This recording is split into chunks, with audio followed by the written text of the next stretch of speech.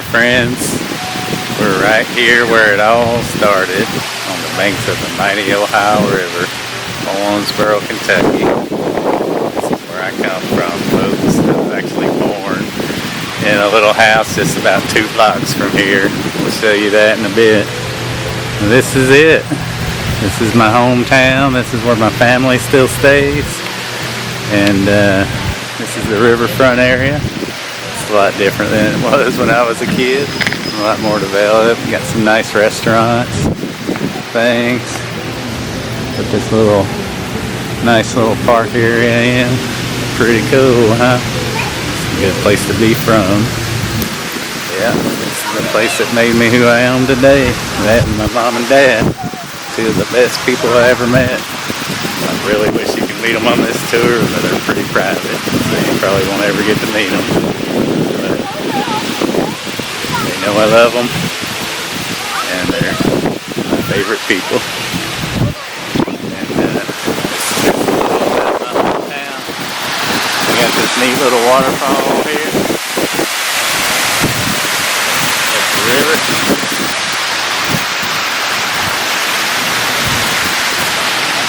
Yeah, right there's the Ohio River, folks. Downtown Owensboro, Kentucky. We're going to see a few things while we're here. Some things Owensboro is famous for. Definitely going to eat at moonlight. It's the best barbecue you ever had. They don't make barbecue like that nowhere but right here in central Kentucky. Y'all going to get to see it too. I wish you could taste it, but you'll get to see it.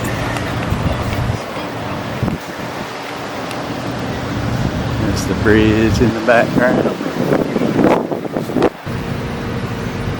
Just like that, my friends, here we are. No trip through central Kentucky would be complete without a tour of it, some, or at least all or at least some of the Bourbon Trail. You know, Kentucky is famous for their bourbon. And this is one of the oldest in the area. It is Green River Distillery. Been in operation continuous since about 1885. Operated under a couple of different names, I think. They struggled after Prohibition and came back as Medley or something like that. And then in recent years, they rebranded back to the original Green River Distillery. And we are fixing to take the official tour. You'll get to come along with me. Come join me. We're just going to walk around a little bit while we wait on the tour and try to find where the tour begins. Pretty nice looking place. A lot of the original buildings, some newer buildings. Yeah, we'll let the official tour guide give us all the specs, but yeah, they've been in operation since 1885 right here in good old Owensboro, Kentucky, my hometown. Laboratory and conference room. Tours, gift shops, and events. That sounds like us, folks. Got some tanks right there.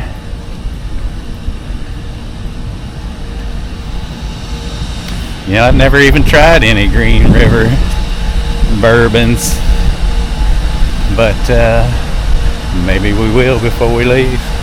Just so we know. Gotta do some samples, huh? Let's see. Tours, gift shops, and events. This way.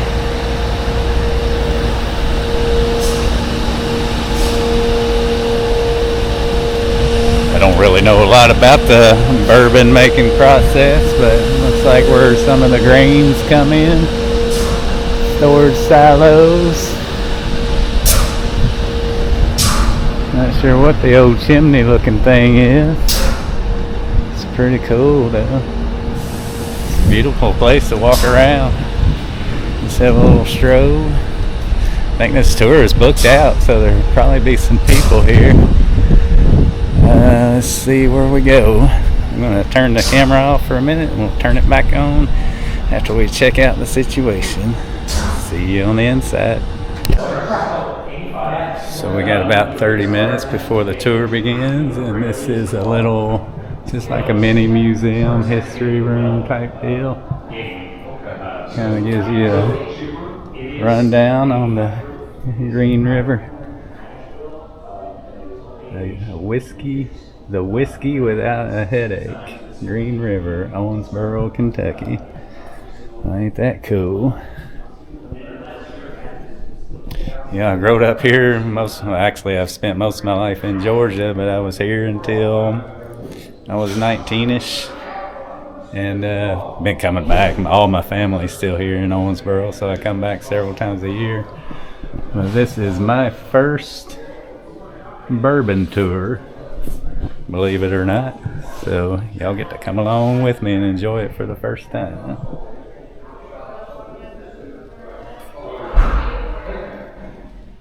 Green River Tobacco Company. For those of y'all not familiar with bluegrass music, you've heard the old John Prine song, Where Paradise Lays, talks about the Green River in Muhlenberg County. Yeah, that's that Green River, and that's just north of here. I actually learned how to swim in the Green River. Ain't that cool, huh?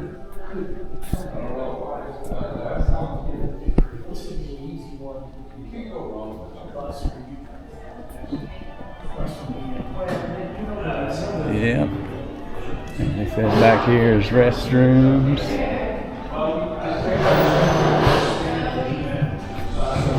Pretty cool so far, huh? This right here is called the 20 Barrel Saloon. I think that's the tasting room. I think there's a little gift shop over here. That distillery was founded by the man you guys will see right up there in that portrait, Mr. J.W. McCulloch. And Mr. McCulloch, he actually started out his career as an agent for the IRS. Kind of in his line of work, he had to travel around to all the local distilleries here in Owensboro, inspect their processes and kind of the way they were doing things, just ensure everything was up to code and regulation at the time back then. Now, back during pre-prohibition here in Owensboro, we were kind of the mecca for bourbon or whiskey distilling in the state of Kentucky, sort of like Louisville or Bardstown is today. We did have 22 distilleries here at one point in time. So Mr. McCulloch back then, he definitely had plenty to kind of learn from and to base his future processes off of. So he eventually ended up going out on his own, and he purchased the Green River Distillery. Now that was originally located about 30 or 40 miles west here of Owensboro, right on the Green River. That spot for Mr. McCulloch was a pretty bad spot for him for two reasons. So out there they did not have any access to limestone water wells, and he was also about 30 or 40 miles off of the Ohio River. So without having that access to limestone water wells, the distillation of his product did suffer for that. And being that far off the Ohio River, it proved very difficult for him to kind of move his product where he wanted it to go throughout the country. So in 1885, he actually packed everything up and moved it to right here where we sit today, right in the heart of Owensboro, Kentucky. Now here on property, we do have 4 on-site limestone water wells, so the distillation of his product immediately increased, as well as we only set a couple hundred yards off of the Ohio River, so it was much, much easier for Mr. McCulloch to transit his product throughout the country from here. So from 1885 until 1918, Green River Whiskey quickly became one of the most prosperous and widely produced whiskeys all across the entire country, and Mr. McCulloch actually quickly began winning awards across the globe. So he and Green River Whiskey, they won first prize at the World's Fair in Chicago in 1893. He won first prize at the Lewis and Clark Centennial Exposition in Portland, Oregon in 1905. And then just around the turn of the century, Mr. McCulloch thought it'd be a good idea to kind of take his product over to Europe and test his hand in the market over there, which up until that point in history really hadn't been done a whole lot by Americans. Europeans up until this point in history were still pretty much just used to European whiskey, Irish whiskey, Scotch, things like that. So going over there, it definitely was a big gamble for Mr. McCulloch, but it was one that did greatly pay off for him. So he ended up winning 2 first prizes over in Europe as well. He won in Italy and he won in France. So now so there's very, very impressive achievement for Mr. McCulloch, but his next achievement is something that we consider even more impressive. So his next achievement was he actually, for 16 or 17 years, nobody's really for sure running, he actually held the title of the official whiskey of the U.S. Marine Hospital. So if you know anything about the U.S. Marine Hospital, it was what would eventually become the U.S. Public Health Service. So that meant pretty much any medicinal whiskey that was being distributed throughout the country before Prohibition was coming from right here out of Green River. So definitely a pretty cool thing. If you'll take a look in some of the display cases over there and right here as well, you'll see branded on a lot of our products, like that box up there and these playing cards, the whiskey without a headache. Now that was the official slogan that we got from being that official whiskey of the U.S. Marine Hospital.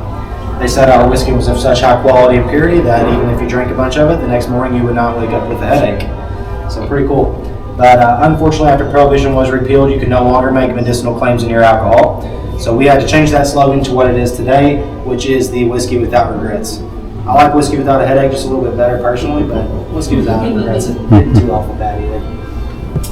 Yeah, so up until this point in Mr. McCulloch's career, he had been riding an absolute wave of good luck. Basically everything he seemed to do seemed to work out for him. Every venture he took part in was a successful one. And that continued into his next opportunity, which was the opportunity to trade 20 barrels of his Green River whiskey for shares in a gold mine out in Colorado called the Forest Queen. So he did end up going through with that trade, and then shortly thereafter, the Forest Queen had ended up striking it pretty big. And when it did, it effectively made those 20 barrels of Green River whiskey the most expensive spirit ever sold in history. So that was kind of Mr. McCulloch's last really big, cool achievement, because unfortunately, just shortly thereafter that, in 1918, at the height of our popularity here on property, we had a trash fire break out in one of the rail cars, spread from that rail car to one of the rig houses, and then it just acted like a chain reaction and burned the entire facility to the ground. So we lost all the buildings and all the whiskey in just the span of about 3 hours. It was a complete and total loss. There was just there was no stopping it. And by the time they were able to get a horse-drawn carriage out here with a fire cart on the back, there was just no way for them to put out those buildings that were full of flammable liquid. There's just nothing they could do about it. So it was a complete and total loss for Mr. McCulloch.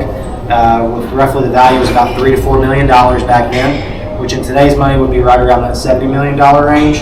So like I said, very, very impactful, very devastating loss for Mr. McCulloch. Sadly, it was one he was just never really able to recover from. So we did try to rebuild here shortly after the fire, but then, about a year later down the road, Prohibition hit in 1920, closed the doors of all the distilleries in the nation overnight, so that kept us from ever rebuilding or opening.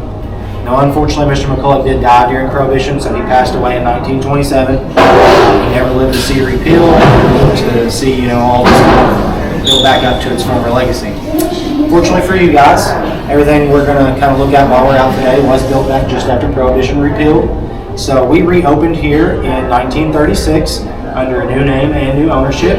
Mr. McCulloch's family, they just really didn't have the desire or the passion for the whiskey industry like he did, so they ended up selling the distillery off to a local family here in Owensboro, the Medleys. So from 1936 until 1992, we were operated by the Medleys, and we were the Medley Distillery. In 1992, Charles Medley, who was the last of the Medley distillers here, he decided to completely shut the doors on the plants, and he stopped all distilling operations. The reason being is back in 1992, the outlook on bourbon just wasn't what it is today. Bourbon is definitely much more popular today than it was back in 1992. And the buildings were also approaching 60 years old at that point, so they definitely needed some renovations. So instead of kind of spending the money to get everything up to code like it needed to be, he just decided it was in his best interest to go ahead and shut the distillery down. So we did set completely vacant here from 1992 until 2014, so 22 years of just complete vacancy. Now, I do want you guys to keep that name Charles Medley in mind, though. So I will touch on him a little bit as we go on the tour. He was a very, very forward-thinking man, and he had a very big impact on just the overall general history of Green River. So I will touch on him here in a little bit. Like I said, 22 years of complete vacancy, 1992 until 2014. That's where we came in. We purchased the property in 2014. It took us 2 years and $20 million to get it back into a distilling standpoint. So in 2016, for the first time since 1992, we did finally have an operating distillery here on property. So those first few years we were pretty limited as far as barreling capacity. We were doing right around 18,000 or so barrels per year. 2019 comes along, we invest another $20 million into the property, and that got our barreling capacity back up into the upper echelon of production, right around that 100,000 or so barrel per year mark. Now just this past year, we did between 104 and 105,000, so we kind of made small increases since 2019, but definitely nothing massive. So the next year, in 2020, we were fortunate enough to partner with a man named Rob McCulloch. Rob McCulloch is actually J.W. McCulloch's great-grandson, so we partnered with him to finally officially bring the name Green River right back here to where it belonged. 2 years after that, in 2022, we released our first product under that Green River label, which will be the one you'll see right up there on the wall. So that is our Kentucky Straight Bourbon. That's our flagship product. Like I said, it was a 2022 release. A year later, we released our Wheated Bourbon, as well as our first single barrel expression. Then a year later, in February of just earlier this year in 2024, we released our Rye Whiskey. And just a couple months ago, we released our Foolproof line. So we now have five products, 4 mainline products, and then 1 rotating single barrel. So actually, today we are actually owned by Bardstown Bourbon Company. We're owned by a big conglomerate of brands that kind of owns us and Bardstown Bourbon Company. The reason I always like to bring that up here is because it ties very nicely into this. Now what this is the 2023 International Wine and Spirits Competition Worldwide Whiskey Producer of the Year Award. That was actually won by Bardstown Bourbon Company last year. Like I said, we do partner with Bardstown Bourbon Company, so we like to show this award off here. The way we kind of operate with them is we give them products that they're needing to use for their blends. They're a big blender of whiskeys and bourbons and stuff like that. So we kind of help them out, give them some stuff they need for their blends, and then they help us out with distribution and bottling. So we just kind of work really closely with them, which is why we like to at least show this award off to them. We feel as if we played at least a small hand in making this. So it also ties, really nicely. It kind of brings our history full circle, puts a nice little bow on it. It can bring us all the way back around to those awards that Mr. McCulloch was winning here as far back as 1893, over 130 years ago. But that's pretty much, we'll catch you guys up on where we stand today in the history.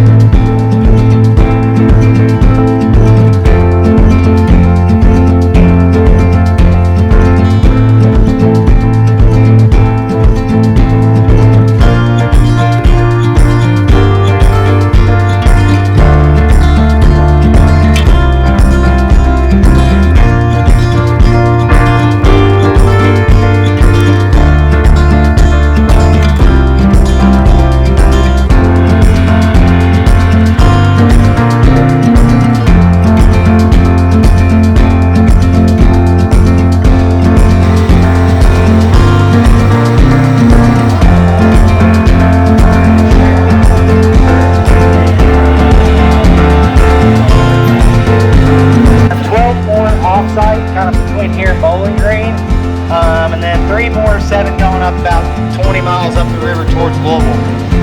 So as you look at the outside of this brick house, you're probably going to think it's made of brick. So that's actually not brick. What that is actually clay tile. And there's a reason that all these are made out of clay tile. So after the Medleys got the distillery, just after Prohibition repealed, obviously they did not have any product that was aged and ready to be sold. Nobody was able to produce during Prohibition. So they had to start from complete scratch. So they were looking for a way to be able to get their product out on the market as quickly as possible. So they built all their brick houses out of this clay tile. Now these clay tiles are designed where on the inside of each piece of clay tile, there are 3 individually sealed air chambers.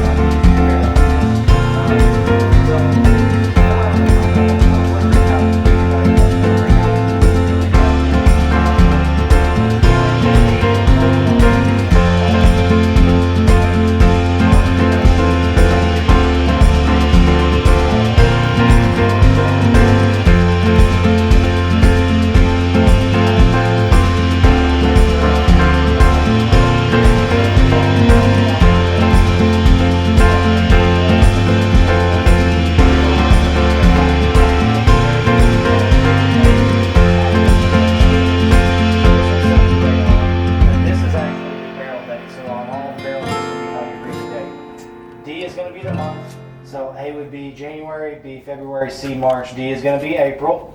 The next numbers are going to be the date, so this is April 20th, and then these numbers here on the far left will be the year. So April 20th of 2021, just like it says right there. So you go to this barrel, for example. This barrel was filled on L1520. That is December 15th of 2020. Now this... That was pretty cool, huh? Learned a lot about the bourbon making process and the history of this facility. A lot of stuff I didn't know either. And now comes the good part. We get to try it out. 20 barrels, so let's check out how fancy this is. Awesome, guys. We'll dive beyond water. Got reserved receipts and everything. Far right, which is going to be our whiskey. So we'll go ahead and start there in the middle. For you, it should be your top left. So that first one, like I said, it's going to be the wheated. The reason we start here and not with our first product is just because this one's the easiest to kind of go ahead and get that palate warmed up and acclimated to the taste of bourbon. The mash bill on this one, 70% corn, 21% wheat, 9% malted barley. It's a 5-year-old product. It's coming in at 90 proof, so it's 45% alcohol. It's the softest of all of our 3 products. Kind of gives me a very bready type of vibe from it. All that wheat really does come through strong for me, so I get that kind of wheaty breadiness coming through pretty strong for it. Quick question, there's a distillery near us in Madison, Wisconsin, and they use a red corn that they got from the University of Minnesota. Do they use a specific corn? As far as I know, we drink bourbon, so it's going to have definitely a little bit of that bourbon kick. It's going to taste very similar to the bourbon that we're going to try next year, so it's definitely very good. Now with that, the next bourbon we're going to move to here is the Kentucky Straight Bourbon. It's the one that we looked at on the wall when we were in the history room over there. So it was our first ever released product. It's going to have a very, very similar mash bill to that first one. So it's got that same 70% corn. It's got the same 9% malted barley. We're just taking out that 21% rye, or 21% wheat, excuse me, and we're changing it with 21% rye. So with that, the rye grain normally gives you a much spicier, pepperier type of drink. So you will get that here. This one's a little bit warmer for me. You kind of get that warmth a little bit earlier than you do with the first one, and it kind of lingers a little bit more for me. I get more of the barrel characteristics coming out of this one as well, kind of a little bit more of a woody, oaky type flavor, a little bit more of a smokiness. Now I will say this one is still sweet, and I still get some sweetness, but it's more like almost like a vanilla or a caramel, opposed to that bready, woody sweetness that comes with that first one. This one's definitely going to be our biggest seller still to this day. It's the bottle we sell the most of, and it was our first product, so that probably plays a part in it, but it's definitely the one we still sell the most of. It's by far the most all around, in my opinion. It's really good in a cocktail. It's really good neat. It's really good on ice cube or with a couple drops of water in it. So I just think it's kind of like a 5-tool bourbon. It's very good. It covers all its bases for sure.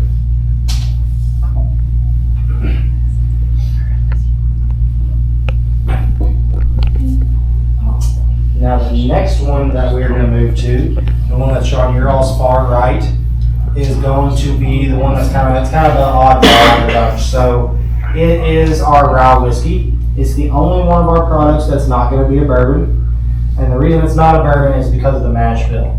So it breaks the second rule of bourbon, which was it has to be 51% or more corn. This rye whiskey has no corn in it at all. It is a 95% rye, 5% malted barley mash bill. So like I said, it cannot be called bourbon underneath that rule. Now with it being a 95% rye, you probably think that you're going to be met with a very peppery, very spicy drink. To me, our rye doesn't drink like that. It drinks very smooth for almost like a bourbon. I don't really know why it does that, but it's just because of the proof or the way we cook the rye or what it is. But it drinks very, very mild for rye. And this one is even slightly higher proof, so we're 2.5% alcohol higher here. We're up to a 95 proof from a 90 proof, so it is definitely a very, very smooth sipper. For me personally, of those 3, the rye does, it's my personal favorite of those 3. But I don't think you can go wrong with any of them. They all have their place. They're all very, very good pours for sure. And then for he has our fourth. So he has a fourth option back there. Now what he's about to try is going to be this right here. So it's our newest product, our foolproof. Like I said outside, so this is a 6-year-old product compared to the rest, which are 5-year-old products. We're also going to be jumping way up in proof here. So we're jumping. But right now, folks, you know me, I need a coffee. And I know where there's a good one just right up the road. Come along. See you there. Now this here is just like 1 block off the river. Kind of like Main Street in downtown. Good restaurants. Things like that. Typical small town. America, Kentucky. Right here. There's some really good places to eat. And surprisingly, a really good coffee. This is what we're looking for. I see it just right up there. I forget the name of it, but I have been there before, obviously. And I know that it's good. Yeah, there it is. I hope it's open in the middle of the day. I didn't even think about that. It may not be open. It's called the Cream Coffee House. Right there. And they are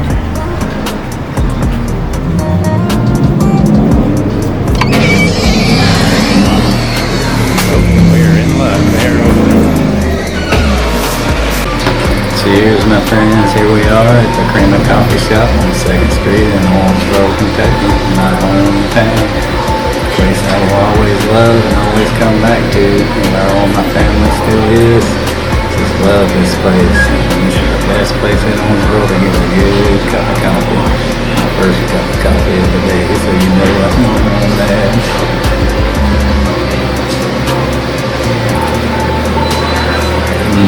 That is delicious. I hope y'all are enjoying this little tour of my hometown here. And right now it's time to take a break and let's go spend some time with Mom and Dad.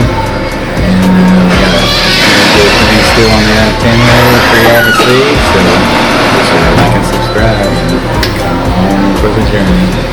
See you in a bit. Ciao for now.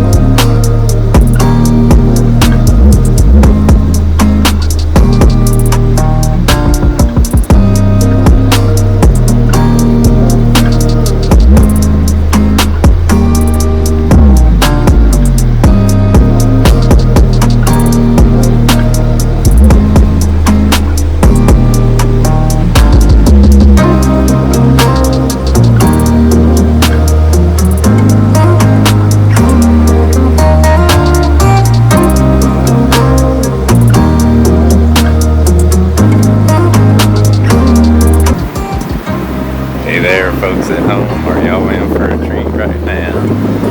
We are in Owensboro still. We are at the iconic and famous Moonlight Barbecue Inn. Boy, if y'all could just smell that smell right now, just walking up to this place.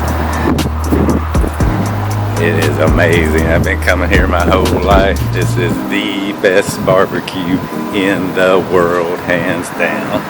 Presidents have been here all the way to Owensboro, Kentucky to eat here. Oh, what's his name? Zimmerman, he's been here. Man, if you're ever in the area, you've got to come to Moonlight Barbecue in Owensboro, Kentucky. Y'all gonna get to see the whole buffet and maybe get to see the pits. Let's go in here real quick.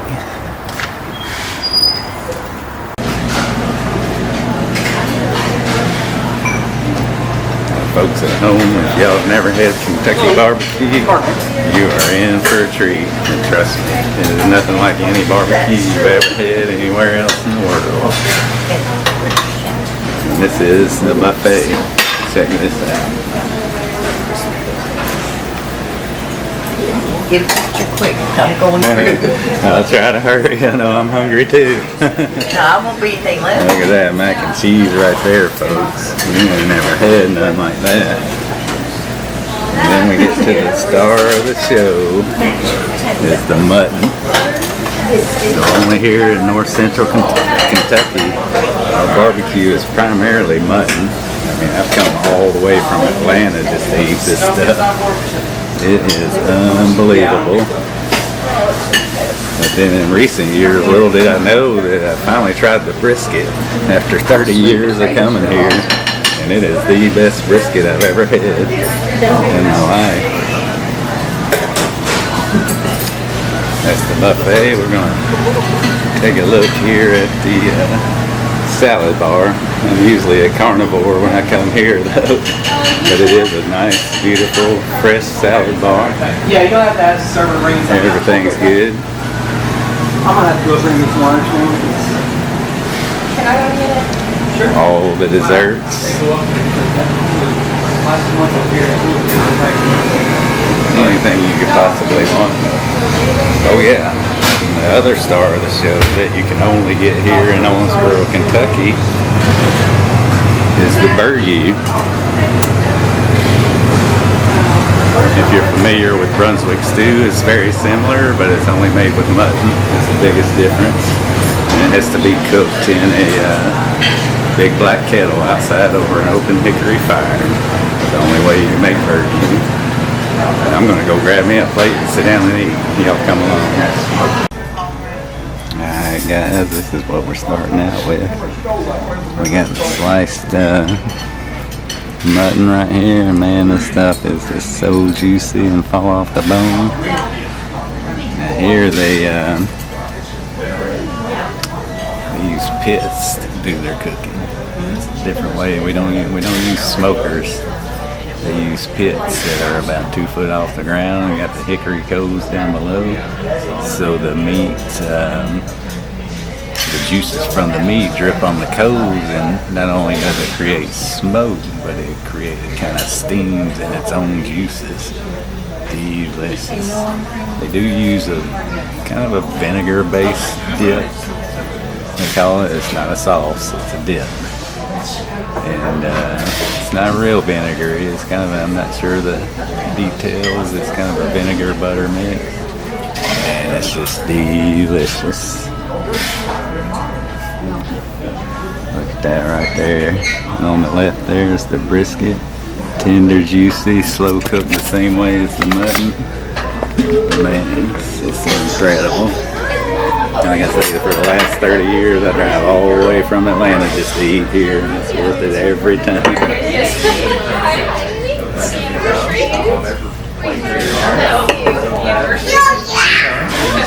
Man, look how juicy that is, how tender.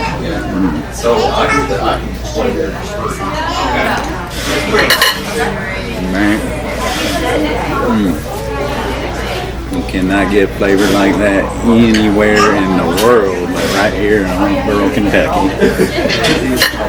And it is the best. Let's try this brisket.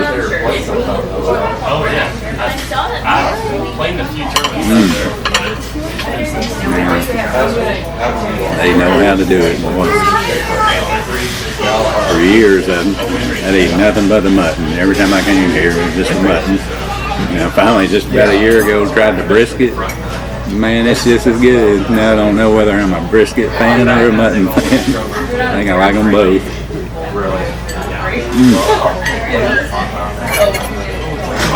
And I really don't eat much mac and cheese, but when I come here, man, you see that crust on that top of that mac and cheese, that burn right there?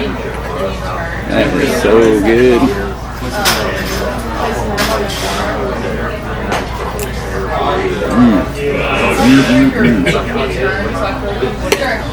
Man.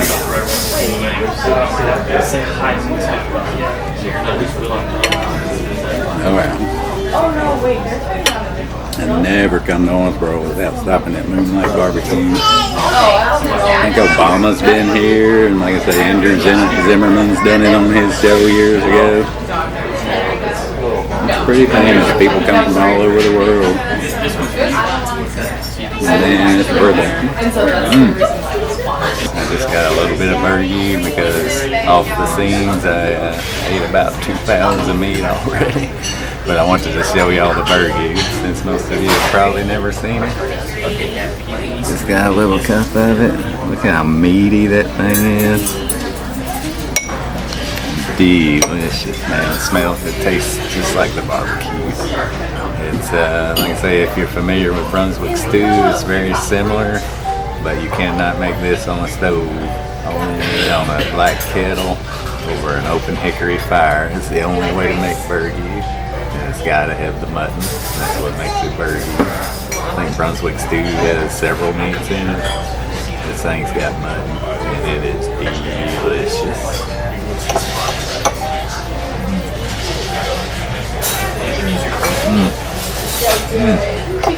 Come all the way to Atlanta for it every time.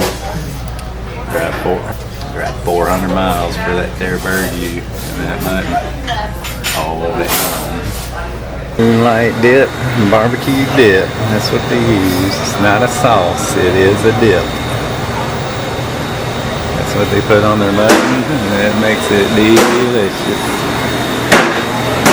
You can order anything you want to go. My dad's favorite pecan pie. I always get one of those. But today I'm getting some mutton and burger because they don't make that stuff in Georgia. I gotta take some back with me.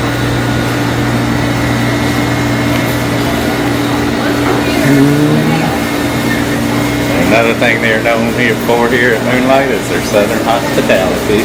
And meet, what's your Kelsey. name? Kelsey. And how long have you been working here at Moonlight? I've been working here for like 3 months and I really like it. Oh yeah, you love it so far, huh? So come on down and get you some good barbecue. All right. What do you think about the food? Food is good, so good. You originally from Owensboro? I'm from Henderson, but I've been living in yeah. Owensboro for like 10 years. So when I first moved to Georgia, I asked for a chopped mutton sandwich, and they looked at me like I was from outer space. And I said to myself, do I really want to live here I feel without so no famous mutton? right now. Yeah. SeaLarrysTravels.com. Everything is homemade here. Come on down and get you some. All right. Publicity. Alright guys, we get to go back where they make it all happen. We're gonna visit the pits. Come here. Alright, brother. This is the gentleman to talk to, but it's actually on this side today. I'll show you.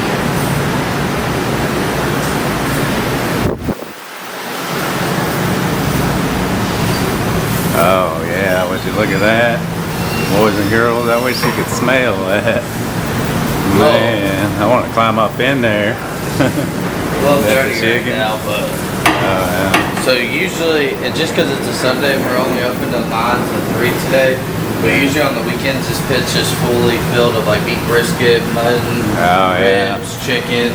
We also do a bunch of custom cooking orders and everything. So sometimes you'll see like people that bring in like whole hams and we'll smoke them for y'all. Yeah. We got a pretty decent pit. Are these the It's, original it's one of pits? it's one of a kind. A lot of registration and USDA require something around here.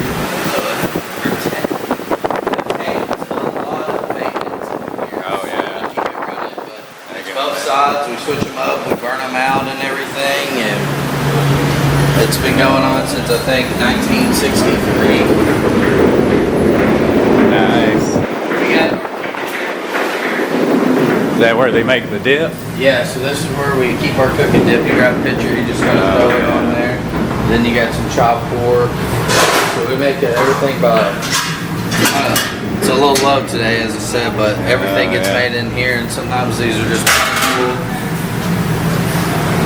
So that's where they mix it with the dip after Oh it's no, been this is the chopped? burger. So Oh yeah, that's the burger. if anything, we'll make a fresh batch here in a minute. We usually kind of not, we don't like to waste, so we'll just kind of reuse a little left from yesterday. Yeah. And this place is still owned by the original Yeah. family, the Yeah, Bosley. he's actually. am I he's right? actually- Bosley? Yeah, I'll take you to him. He's here right now. But we got beef brisket, some pork butt, Here, I'll show you this right here.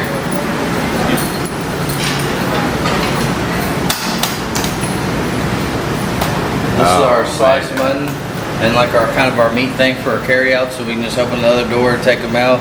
We got chickens, ribs, sliced pork, beef brisket. We got mutton shoulders, mutton hams, and we got a little bit of our smoked sausage today on it for our Sunday brunch. Man, would you look at that. And then we only use hickory wood here. And then I'll take you to the man himself right now.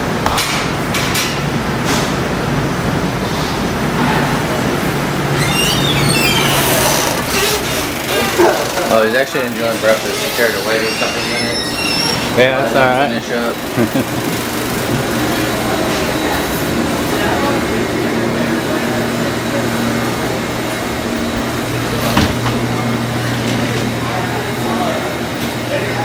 Folks, you are fixing to meet Mr. Bosley. He's second generation, son of the original owner that started this thing back in the 60s from a roadside stand to what it is today.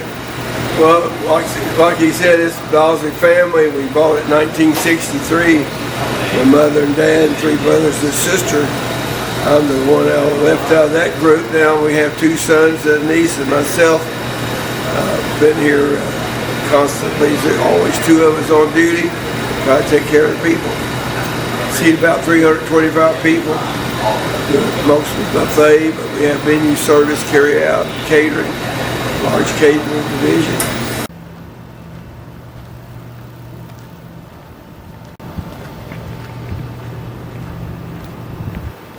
Howdy folks, we're back here down by the river. We're exploring the 3rd B of Owensboro, and that's Bluegrass. Bourbon, barbecue, and bluegrass. 3 of the things Owensboro's famous for. Right here in front of us. I haven't even checked to see if they're open, but we're gonna swing by here anyway. Is the Bluegrass Music Hall of Fame right there, and museum. Have all the famous bluegrass talent comes here to play, and they have a nice little museum that you can tour. Let's go inside and check it out. What y'all think? Are they open on Sundays? Hall of Fame coming 1 to 5. Well, folks, we may be a little early. Might have to come back this evening and check it out. Yep, we'll do that. Hey there, my friends. There was music playing in the background at the museum, so I had to turn off my audio and add some licensed music to the background. But anyway, we're here in the Bluegrass Hall of Fame in Owensboro. This is a must-visit destination for music lovers with a passion for bluegrass. It's a world-class museum that celebrates the rich history and culture of bluegrass music that originated right here in the Appalachian region of Kentucky. The museum offers an immersive experience for visitors of all ages. It has interactive exhibits, rare artifacts, and footage. You'll learn all about the pioneers of bluegrass music like Bill Monroe, who's often called the father of bluegrass, as well as some modern legends that are making music today. Another highlight of visiting the museum is the Woodward Theater. They have live performances and bring the sounds of bluegrass to life. Throughout the year there are many concerts and showcasing local and national talent, making it a cultural hub for both fans and musicians alike. Owensboro has a deep connection to bluegrass music, and it's evident in the museum's design and purpose. It is definitely a unique stop on your journey through the heart of Kentucky.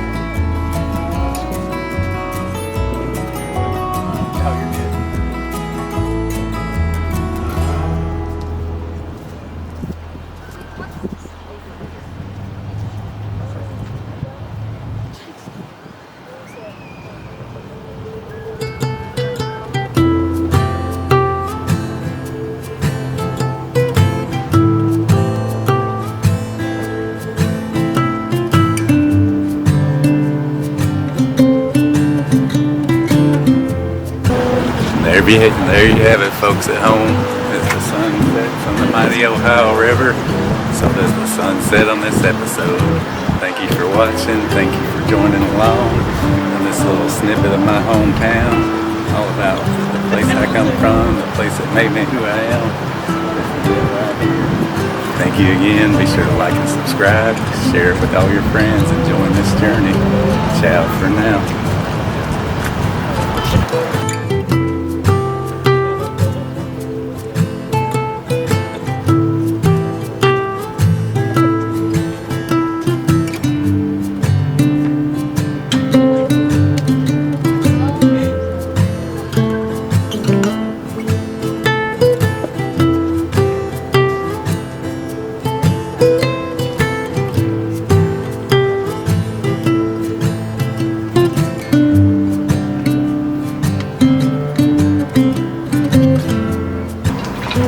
Just like that, here we are, my friends, back here on SV Raison Dad Track. We're just enjoying another beautiful sunset on Lake Lanier in Georgia.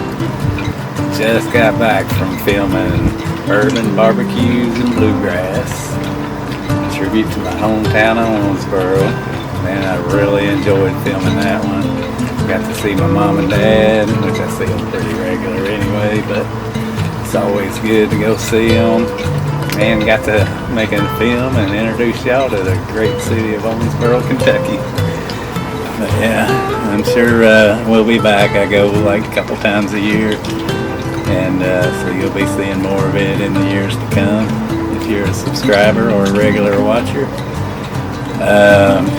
But we're not wanting to sit around long. Next weekend we're going to be filming from Manhattan. We're going from Owensboro, Kentucky to Manhattan, New York.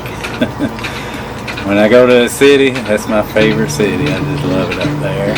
You know, I'm just a good old country boy, but when I city in New York. For those of y'all who haven't been there yet, you're just going to be great. You're going to really enjoy it.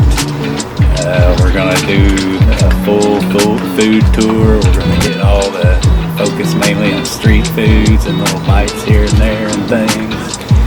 We're going to see all the sights for anybody who's never been. Statue of Liberty, Empire State Building. We may go up in one and see a view. We're going to hit all the sights in Manhattan and Brooklyn. I love Brooklyn, so we got to hit it too. We got to walk across the Brooklyn Bridge, But yeah, y'all come along. I've actually enlisted the help of a friend and expert videographer that's going to go along with me on this trip. You'll be meeting her in this video. She's going to help out, hopefully take the content up a notch while we're down there. And that way I can focus on what we're doing and don't have to focus on everything, the camera and all the logistics and all that. When you go to New York, it's good to take two. You know I love traveling alone, and I'm going to continue to travel alone. But when you're in New York, it takes two people really to do it right. And I can't wait to see that. It's coming this weekend. Videos should come out soon after that. As soon as I finish recording this right here, we will be uploading Bourbon, Barbecue, and Bluegrass. So y'all be sure to click on all the links, everything. My main site now is www.clarrystravels.com. That gives you the links to everything, all the social media, links to the YouTube to watch the videos. Click on that notification, you'll know right when a video gets uploaded. Just go there, go to the site, check it out. I'm doing some vlogging, so I try to put something in advance whenever I'm going to travel. I'll put something about the place up there, a couple of days before. And follow on social media, because y'all always get those little snippets before the video comes out. You get to see where we're at in real time a lot of times, and just follow along and enjoy the ride, because I sure enjoy bringing it to you. Right now I'm just gonna finish watching this sunset go down and chill after a long day at the office and get ready for next weekend. I can't wait. See y'all in Manhattan. Ciao for now.